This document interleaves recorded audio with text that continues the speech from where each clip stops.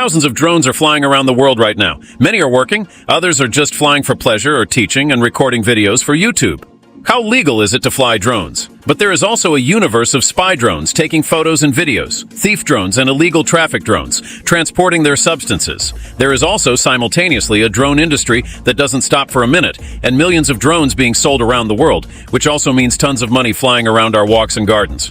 Today, a drone stole the bag of a young lady who was walking with her daughter on a sidewalk on an avenue at 9 in the morning.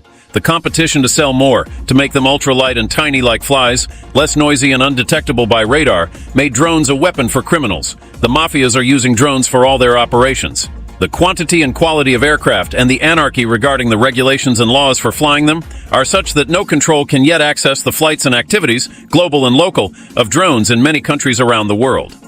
Are drones a dangerous toy?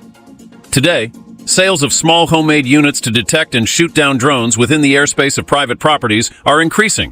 The industry is always ahead of the events, and in response to this, mini and nano drones with nano-caliber weapons are already being manufactured, and there are even some with nuclear warheads which are sold over the counter. There are entire neighborhoods and cities whose inhabitants dedicate themselves to hunting drones, and daily rewards and cash prizes are set for the hunters. Due to the violence generated and the people injured in this war against drones, many cities and counties around the world have decided to ban the flight of drones of any origin. Will drone hunting become a global sport?